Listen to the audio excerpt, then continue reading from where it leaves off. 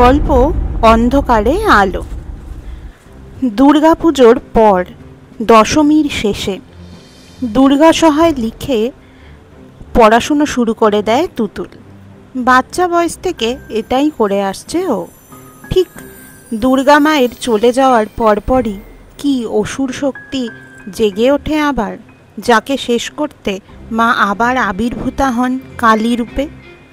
আলোর পর অন্ধকার, আর সেই অন্ধকার যখন নিকষ কালো হয়, সেখানে জেগে ওঠে সেই প্রচণ্ড কালো শক্তি, যে শক্তি আসলে আলোরই প্রতিরূপ। প্রদীপের আলোয় অন্ধকার যায় কেটে। দুর্গা সহায় লিখছিল তুতুল। মনে পড়ছিল গত পুজোর কথা। বড়দের মুখে শুনেছিল বিষয় বিষ, সেটা অনুভব করেছিল সেবার। ওর মায়ের মামাবাড়ি হাওড়ায়, সেখানে ওরা কেউ কখনো যায়নি।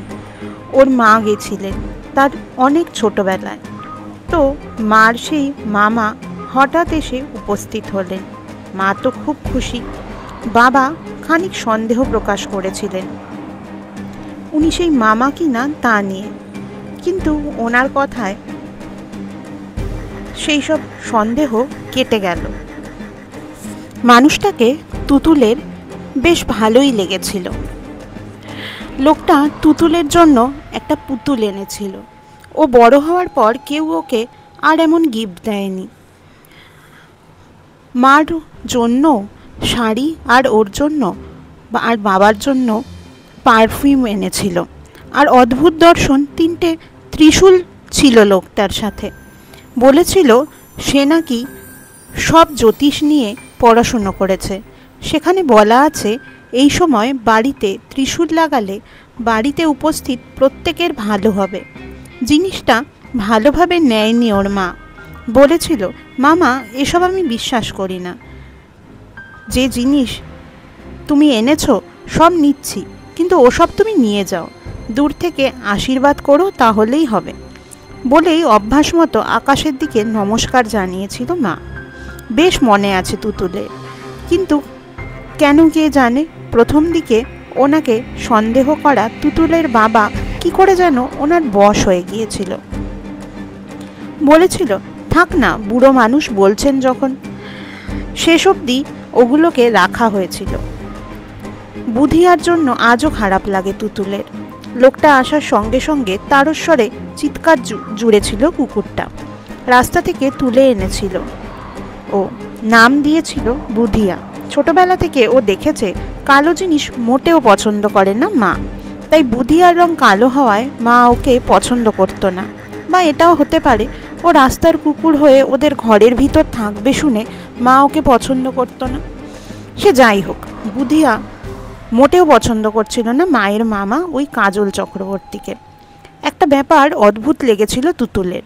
ওদের বাড়ির পাশেই দুর্গাপুজো, কিন্তু সেখানে একবারও যেতে দেখেনি এই দাদুকে। তবে ঠাকুর বিসর্জনের পরেই সেখানে গেছিল দাদু, কেন কে জানে।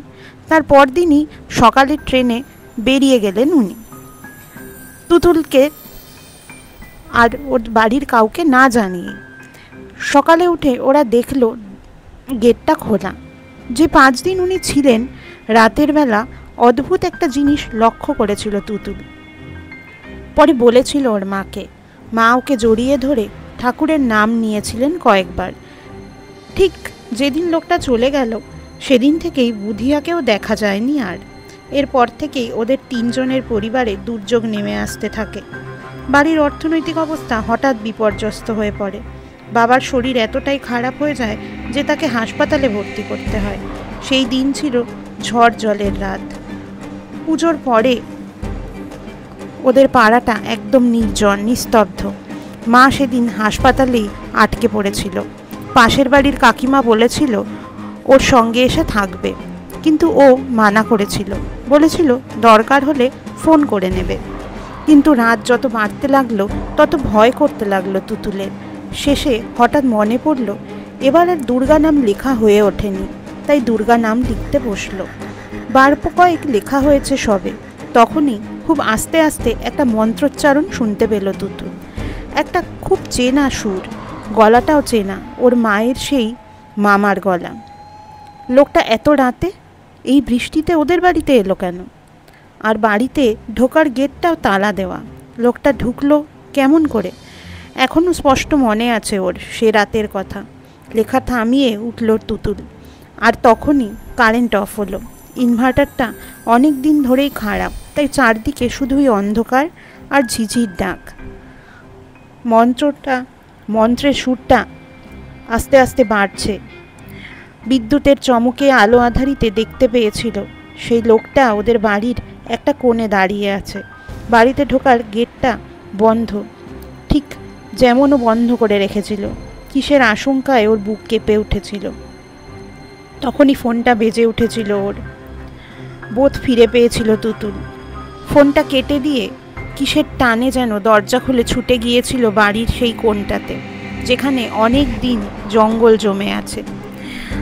লোকটা জ্বলন্ত দৃষ্টি ছুঁড়ে হঠাৎ যেন হাওয়ায় মিলিয়ে গেছিল। ভয় চেপে রেখে পাঁচিলের কোণায় টর্চের আলো ফেলতে ওর চোখ পড়েছিল 3টে ত্রিশূলের উপর, যার একটায় লাল রং লাগিয়েছে কেউ। আকপিচ না ভেবে টান মেরে ওগুলো তুলে ফেলেছিল তুতুল। এর মধ্যে পাশের বাড়ির কাকা কাকিমা ওকে দেখতে চলে এসেছিল। তারা ওকে ভিজে অবস্থায় দেখে অবাক। কাকিমা ওকে বলল, কী রে, ভয় পাসনি তো? তোর মা অনেকবার ফোন করেছে, তোকে পায়নি, তাই আমাদের বলল তোকে নিয়ে যেন একবার হাসপাতাল যাই। কথাটা শুনে তুতুল যেন শূন্য হয়ে গিয়েছিল। তারপর মনে জোর এনে ওর মাকে ফোন করেছিল। মা ফোনটা ধরে প্রথমেই ওকে একচোট বকেছিল। সেই বকাটা শুনতে খারাপ লাগেনি ওর, কারণ কোনো খারাপ খবর শোনার থেকে এটা অনেক ভালো। অনেক বকাবকির পর ওর মা বলেছিল, তুই ফোন ধরছিলি না, এদিকে তোর বাবার শরীর খারাপ করছিল খুব, তবে এখন ভালো আছে, কালকে ছেড়ে দেবে বলেছে। সে রাতে কাকিমা ওর কাছে ছিল। পরদিন থেকে সব ভালো হতে লাগলো ওদের সাথে। বাবা ফিরে এলেন, ওদের অর্থনৈতিক অবস্থাও ভালো হলো। তুতুল একটা নামি কলেজেও ভর্তি হয়েছে এবার। পরে ও মাকে সেদিন রাতের ঘটনাটা বলেছিল। ত্রিশূলগুলো জলে ফেলে দিয়েছিল ওরা। তুতুলদের মোট 4টে ঘর, 2টো শোবার, একটা রান্নাঘর আর একটা ঠাকুর ঘর। মায়ের মামা যখন এসেছিল তখন উনি বাবার সঙ্গে এক ঘরে শুতো। তুতুল অনেক রাত অবধি পড়াশুনো করত। সারাদিন কাজ করে পরিশ্রান্ত ওর মা তখন ঘুমাতো। সেই সময় ও রোজ বাবার ঘর থেকে সেই মন্ত্র শুনত। ও ভেবেছিল হয়তো লোকটা পুজো করছে, তবে তখনও ওই মন্ত্র শুনে ওর যথেষ্ট ভয় করত। এমন বিকট ছিল তার শব্দ আর এমন বিকট ছিল তার সুর। সেই রাতে লোকটার অদৃশ্য হওয়ার ব্যাপারটা ওর বাবা উড়িয়ে দিলেও ওর মা দেয়নি। তখনই মার ছোটবেলার এক তুতো দাদাকে ফোন করে জেনেছিল এই কাজল মামা নাকি বেশ কয়েকবার নিরুদ্দেশ হয়েছেন, এখন কয়েক বছর ধরে নিরুদ্দেশ, কোথায় আছে কেউ জানে না। আর একটা কথাও মার গোচরে আসে যে মায়ের দাদু নাকি অনেকটা সম্পত্তি ওর মায়ের নামে দিয়ে গেছে। সেই দেওয়ালিতে ওদের বাড়িতে আসা মামার সাথে দাদুর গণ্ডগোলও হয়েছিল। তারপর থেকে আর তাকে পাওয়া যায়নি। তবে মামার ছেলে মেয়েরা আর বউ আছে। এইসব পুরনো কথা ভাবতে ভাবতে দুর্গা নাম লিখছিল তুতুল। আজ বড় অদ্ভুতভাবে ওর বাবা মা বাড়িতে নেই। অবশ্য এবার কারণ সম্পূর্ণ অন্য। ওর বাবা মা গেছেন বিজয়া করতে এক আত্মীয়ের বাড়িতে। আসার সময় ওর জন্য মোগলাই আনতে বলে দিয়েছেন। ওর একটু ঠান্ডা লেগেছে, তাই ওর আর যাওয়া হয়নি। পুরনো কথা ভাবতে ভাবতে ওর মনে পড়ল কলেজের একজন শিক্ষক মাঝে মাঝে পড়ার বাইরেও অনেক কিছু আলোচনা করেন। তিনি একদিন বলছিলেন, জানো তো, আমরা অনেকে অতিপ্রাকৃত জিনিস বিশ্বাস করি, কখনো করি না, তবে হয়তো যা বিশ্বাস করি তা হয়তো আছে, আবার নেইও। আমরা যদি বিশ্বাস করে সেই সব জিনিস যা আমাদের চোখের অগোচরে, তারা আমাদের ক্ষতি করতে পারবে না, বা যাদের কোনো ক্ষতি আমরা করিনি তারা আমাদের ক্ষতি করতে পারবে না, তবে তাই হবে। সবটাই আমাদের বিশ্বাস। গতকাল তুতুলের মায়ের প্রাপ্য দলিলটা ওদের বাড়িতে এসে পৌঁছেছে। তবে ওর মা বলেছে অত দূরের জিনিস নিয়ে আমরা কি করব। মা ওটা দিয়ে আসবে বলেছে, ওখান থেকে কিছুই নেবে না। তুতুলের খুব ভালো লাগে যখন ও দেখে ওর বাবা মা মানুষ হিসাবে কত ভালো। 108 বার করে দুর্গা নাম লেখে তুতুল, 103 বার হয়ে গেছে। লেখা হলে বই নিয়ে বসবে। চারদিকে ঝিঝির ডাকটা হঠাৎই যেন বেড়ে গেল। ছাদে ওঠার সিঁড়িতে কিসের একটা শব্দ শুনে তুতুল চেয়ার ছেড়ে উঠে পড়ল। ছাদে ওঠার মাঝের ধাপটায় কি যেন একটা বসে আছে।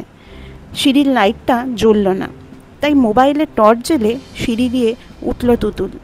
ধাপটার কাছে পৌঁছেই বুকটা ধরাস করে উঠল তুতুলের। সেই পুতুলটা যেটা ওর সেই দাদু দিয়ে গেছিল। কি একটা আওয়াজ বেরোচ্ছে পুতুলটা থেকে। এটা কোনো দম দেওয়া পুতুল নয়, মাঝারি সাইজের একটা টেডি। তবে কিসের আওয়াজ? পুতুলটাকে বাইরে ফেলা হবে বলে সিঁড়ির তলায় রাখা ছিল। ফেলা হয়নি যদিও, তবুও এটা এখানে রাখলো কে? ভাবতে ভাবতে তুতুল ওটা তুলে নিল হাতে। তারপর পুতুলের মুখের কাছে ওর কান লাগাতে বুঝলো সেই মন্ত্রটা বেরোচ্ছে ওটার মুখ থেকে। আর অনুভব করলো ওর পেছনে এসে দাঁড়িয়েছে একটা কালো ছায়া। তারপর যখন চোখ খুলল তুতুল, তখন সকাল হয়েছে। খাটে শুয়ে আছে ও। চারদিকে বাবা, মা, অন্যান্য প্রতিবেশীরা। উঠে বসতে গিয়েও পারল না, কথাও বেরোচ্ছে না ওর। মা কান্নাকাটি করছে। তুতুল বুঝতে পারলো গত রাতের ঘটনায় ভয়ে ওর এই অবস্থা হয়েছে। আস্তে আস্তে ভিড় পাতলা হলো। ডাক্তারবাবু দেখে গেছেন, ওষুধ দিয়ে গেছেন, তবে সময় লাগবে সেরে উঠতে। দেখতে দেখতে দীপাবলির দিন এগিয়ে এলো। প্রতিবার ওরা তিনজনে মিলে বাড়িটাকে সুন্দর করে প্রদীপ মোমবাতি দিয়ে সাজায়, চরকি তারাবাজি জ্বালায়। আর এবারও উঠতেই পারছে না। সন্ধে হতে দেখলো মা মুখ কালো করে প্রদীপ দিচ্ছে ঘরের সামনে দু চার জায়গায়। বাবা মনমরা হয়ে বসে আছে। ওর খাটের সামনের জানলাটা খোলা, ওখান থেকে বাইরেটা দেখা যায়। হঠাৎ ওর মনে হলো কিসের একটা কালো ছায়া ঢুকে এলো ওদের বাড়ির ভেতর। তারপর দেখলো সেই ছায়াটা ওর ঘরে ঢুকে এলো। ঠিক এই সময় ওর মাও ঢুকলো ঘরে ওকে ওষুধ খাওয়াতে। ছায়াটা ঠিক ওর মায়ের পিছনে। তুতুলের মনে পড়ল, বিশ্বাস করলে আছে, বিশ্বাস না করলে নেই।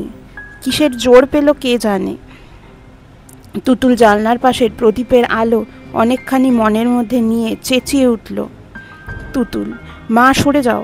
কিন্তু এতদিন কথা না বলে আওয়াজটা খুব মৃদু শোনালো। যাকে বলা সে শুনতেও পেল না। দেহের সব শক্তি নিয়ে হঠাৎ ঝটকায় উঠে পড়ল তুতুল। জানলার প্রদীপটা হাতে নিয়ে এগিয়ে গেল কালো ছায়াটার দিকে। মুহূর্তে মিলিয়ে গেল সেটা। ওর মা বাবা মেয়েকে উঠে পড়তে দেখে হতবাক। ওর অসুস্থতার কারণ কিছু বুঝতে পারেননি ওনারা। সেদিন ফিরে এসে ওকে সিঁড়ির উপর অচৈতন্য অবস্থায় দেখেছিলেন। তুতুল বলেছিল সব খুলে। এরপর ওরা পুতুলটাকে ফেলে দিয়েছিলেন বাড়ির বাইরে। আর তুতুল জেনেছিল ওদের ওই আত্মীয় তন্ত্র সাধনা করে বাড়ি ছেড়েছিলেন। আর এখানে প্রথম যখন এসেছিলেন তখন জীবিত ছিলেন। ওই ত্রিশূলগুলো ওনার তন্ত্রমন্ত্রের জিনিস, কিন্তু যখন ওদের তেমন ক্ষতি করতে পারেননি তার কিছু পরেই উনি মারা যান। তখনও ওর অর্জিত শক্তি এরকমই ছিল। হয়তো জীবিত অবস্থার কিছু শক্তি উনি পুতুলটার মধ্যে রেখেছিলেন। মরার পর সেখানেই ফিরে এসেছিলেন ওদের সর্বনাশ করতে। এর কিছুদিন পরের কথা। এলাকার ফেলে দেওয়া জিনিস নিয়ে বিভিন্ন শৈল্পিক জিনিস তৈরির একটা কারখানা আছে ওদের এলাকায়। তো কাজকর্ম দেখতে পাড়ার বান্ধবীদের সাথে সেখানে গিয়েছিল তুতুলের মা। সেখান থেকে একটা ব্যাগ এনেছেন তিনি তুতুলের জন্য। ব্যাগটা বেশ সুন্দর, কিন্তু ব্যাগটা খুলতেই একটা বোটকা গন্ধ নাকে এলো তুতুলের।